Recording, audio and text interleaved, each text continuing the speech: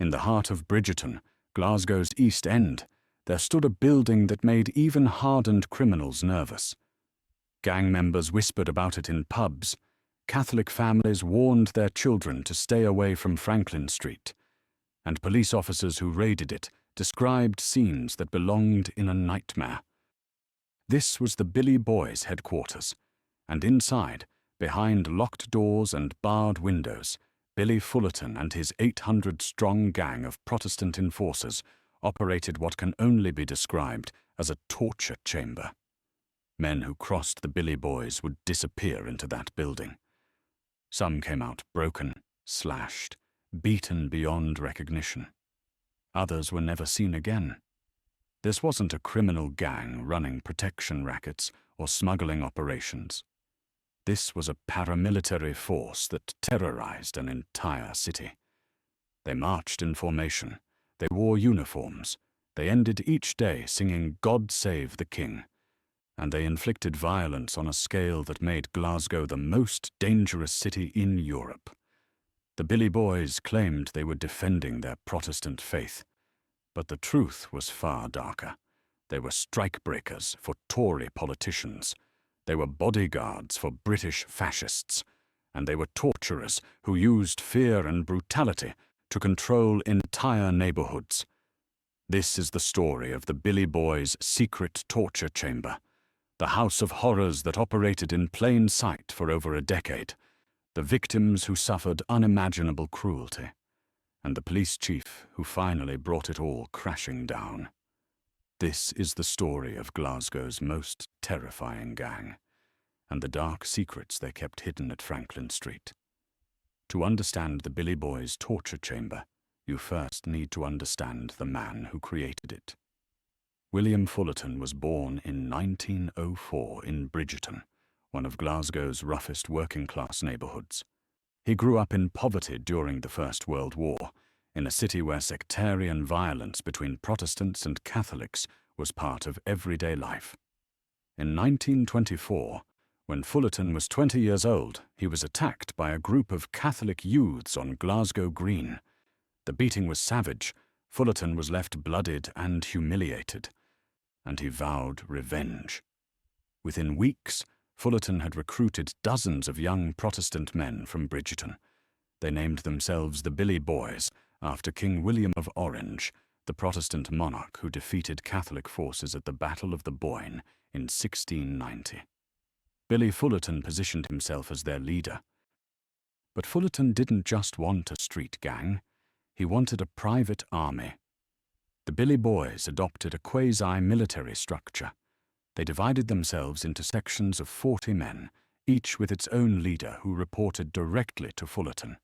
They wore a uniform of sorts: dark jackets, white scarves, and caps tilted at a specific angle to identify themselves to each other. They marched through the streets in formation, often accompanied by flute bands playing sectarian songs. They held regular meetings at their headquarters on Franklin Street, and they ended each gathering by standing at attention and singing "God Save the King." By the late 1920s, the Billy Boys numbered 800 members, making them the largest gang in Britain by a massive margin. No other criminal organization in the country came close to their size or organization. But what made the Billy Boys truly terrifying wasn't their numbers. It was their willingness to use extreme, sadistic violence. The Billy Boys' primary enemies were Catholic gangs like the Norman Conks, the Kent Star, and the Sillitoe. These gangs controlled territory in the Colton, Dalmarnock, and other Catholic neighborhoods adjacent to Bridgeton. The violence between these gangs wasn't just street fighting. It was brutal, systematic terrorism designed to break the enemy's will. The Billy Boys would march deliberately into Catholic territory, goading residents with sectarian songs and chants. When the Catholic gangs responded, pitched battles would erupt involving hundreds of young men armed with knives, razors, hammers, bottles, and chains. One witness described a battle in Norman Street between the Billy Boys and the Norman Conks that left nearly every Billy Boy injured, either from fighting the Conks or from the police who finally intervened to break it up. The only Billy Boy to escape without injury was the bass drum player, who had hidden inside his instrument. These public battles were terrifying enough, but the real horror happened behind closed doors at the Billy Boys' headquarters on Franklin Street. The building that served as the Billy Boys' headquarters was unremarkable from the outside. It was a tenement building on Franklin Street, in the heart of Bridgeton, indistinguishable from dozens of other working-class buildings in the neighborhood. But inside, Billy Fullerton and his inner circle had created something far more sinister. The headquarters served multiple purposes. It was where the gang held meetings. It was where new recruits were inducted. It was where the Billy Boys collected subscriptions from members, supposedly to provide financial support for wives when their husbands were jailed. And it was where the Billy Boys brought their victims. Men who crossed the Billy Boys, who informed to police, who failed to pay protection money, or who simply happened to be Catholic, and in the wrong place at the wrong time, would be dragged to Franklin Street.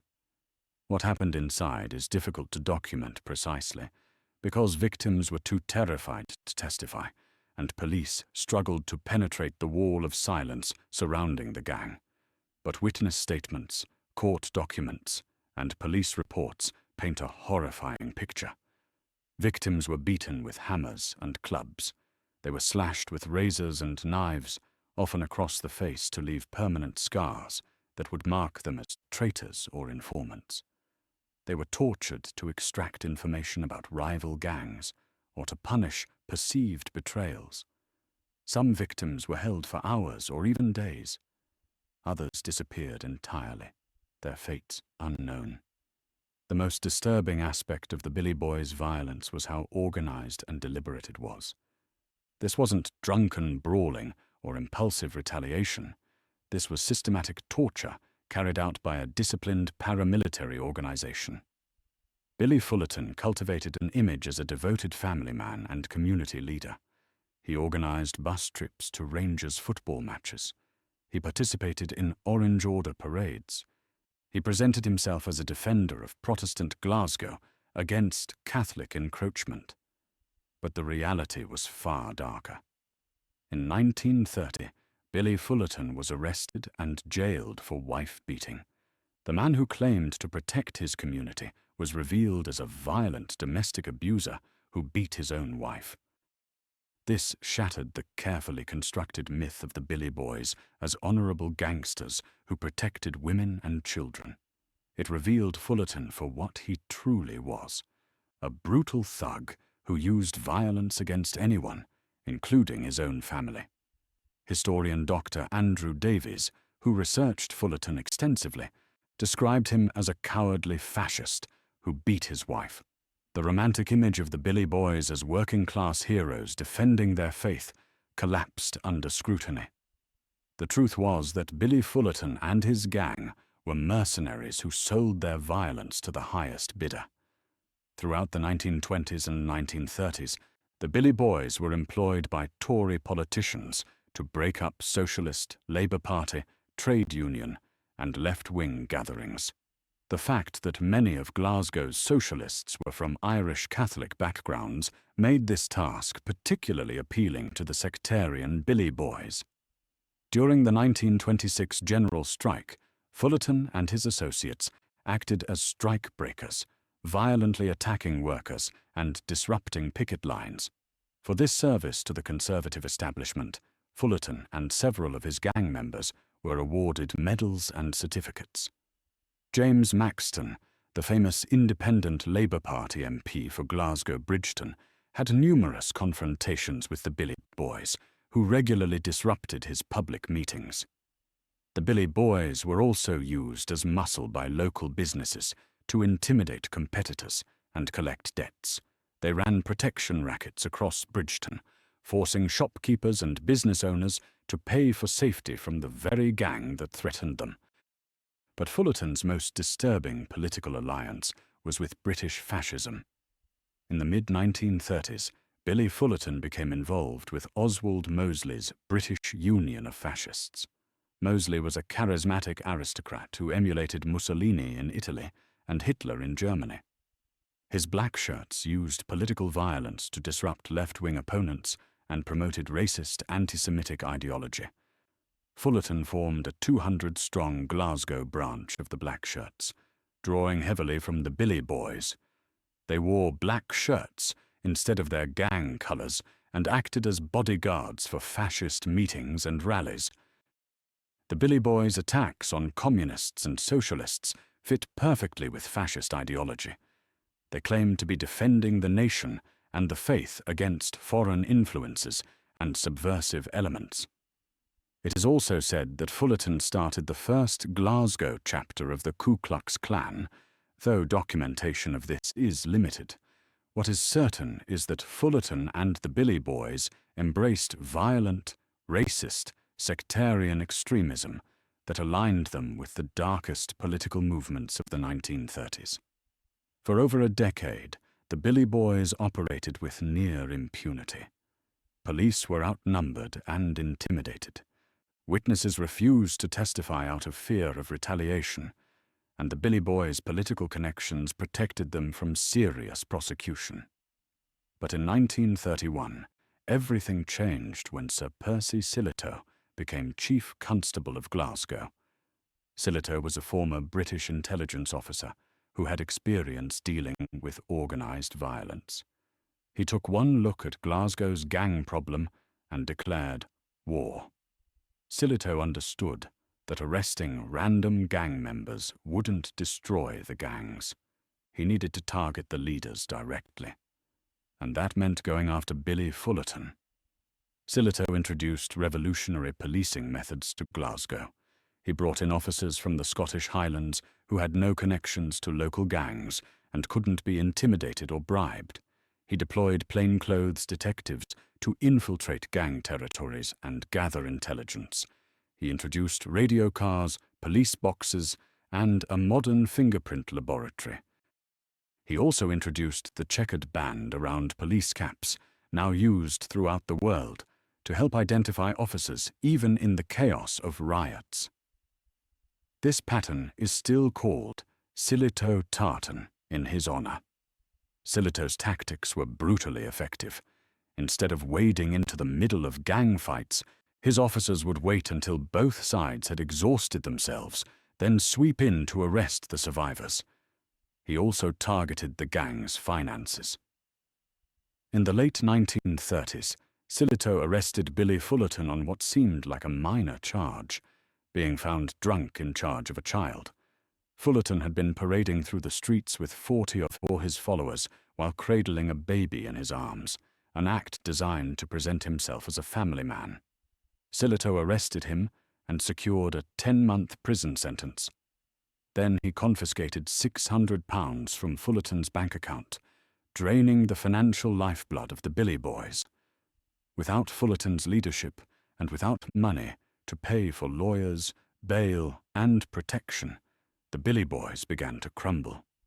Sillitoe also pushed the judiciary to impose much tougher sentences on gang members. In one case, a Billy Boy named John Traquair burst onto a train carrying Celtic supporters and slashed one man with a razor while punching another. Traquair was tracked down, arrested, and charged with mobbing, assault, and rioting. In the past, Protestant gang members had often received lenient sentences due to sectarian bias in the courts, but Traquair was sentenced to 4 years in prison, a shockingly harsh punishment that sent a clear message. The days of tolerating gang violence were over. A petition with 40,000 signatures appealing the sentence achieved nothing. The authorities were finally serious about destroying the gangs. Between 1931 and 1935, Sillitoe's police arrested thousands of gang members in a crackdown that changed British policing forever. Gang leaders were targeted personally. Their headquarters were raided. Their financial operations were disrupted. The Billy Boys tried to continue operating, But the pressure was relentless. Their public marches into Catholic territory now resulted in mass arrests. Their battles with rival gangs brought swift police intervention, and their torture chamber at Franklin Street was shut down. The outbreak of World War II in 1939 delivered the final blow. Many Billy Boys members were conscripted into military service or found work in wartime industries. The gang culture that had thrived during mass unemployment in the 1920s and 1930s couldn't survive the full employment and national mobilizations of wartime. The Billy Boys disbanded, the torture chamber at Franklin Street closed, and Glasgow's most terrifying gang finally came to an end. Billy Fullerton lived until 1962, dying at the age of 56. By the end of his life, he was a shadow of the fearsome gang leader who had once commanded 800 men. His wife-beating conviction, his fascist connections, and the collapse of his gang had destroyed the carefully constructed myth he had built around himself. The Billy Boys left a dark legacy in Glasgow. They demonstrated how sectarian hatred could be organized into a paramilitary force. They showed how gangs could align with political extremism, and they proved that violence could be systematized and deployed with military precision. The torture chamber at Franklin Street became a symbol of everything wrong with Glasgow's gang culture in the interwar years. It represented the impunity with which gangs operated, the terror they inflicted on communities, and the failure of authorities to protect vulnerable people from organized violence. Percy Sillitoe's campaign against the Billy Boys became a model for combating organized crime. His methods, his tactics, and his focus on targeting gang leaders rather than foot soldiers influenced policing strategies across Britain and beyond. But the most important legacy of the Billy Boys is what they teach us about the dangers of sectarian extremism. The Billy Boys claimed to be defenders of Protestant Glasgow, but they were really just violent criminals who exploited religious hatred for their own gain. They beat their wives while claiming to protect women. They worked with fascists while claiming to defend Britain, and they tortured their victims while claiming to uphold law and order. Billy Fullerton and the Billy Boys were not romantic anti-heroes or working-class rebels.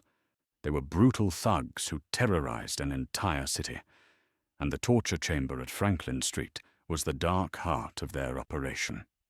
Today, Franklin Street in Bridgeton is an ordinary residential street. The building that once housed the Billy Boys' headquarters is gone, demolished decades ago. There's no plaque, no memorial, no indication of the horrors that once occurred there. But for those who lived through the Billy Boys' reign of terror, the memories remain.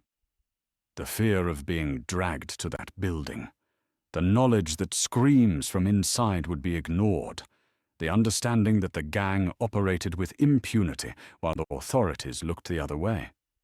The Billy Boys' torture chamber was never officially documented in the way modern torture sites are. There are no photographs of the interior, no detailed forensic reports, no comprehensive list of victims, but the evidence exists in court documents describing gang violence, in witness statements about disappearances, in police reports about raids on gang headquarters, and in the collective memory of a community that lived in fear. The Billy Boys numbered 800 at their peak, the largest gang in British history. They operated for over 15 years with minimal interference from authorities, and they inflicted violence on a scale that made Glasgow the murder capital of Europe. At the center of it all was the torture chamber at Franklin Street, the house of horrors where Billy Fullerton and his enforcers brought their victims, the place where sectarian hatred turned into systematic cruelty, the dark secret that Glasgow tried to forget. This is the story of the Billy Boys' torture chamber, a place where violence became routine, where torture was organized and deliberate, and where the most dangerous gang in British history revealed its true nature. Billy Fullerton died in obscurity in 1962. Percy Sillitoe became Sir Percy Sillitoe and was celebrated as the man who broke Glasgow's gangs, and the torture chamber at Franklin Street faded into history. But the lessons remain, about the dangers of sectarian extremism, about the importance of holding gangs accountable, and about what happens when violence is allowed to become normalized. The Billy Boys claimed to be defenders of faith and nation, but they were really just torturers, fascists, and criminals who exploited religious hatred for power and profit. And Franklin Street was where their true nature was revealed.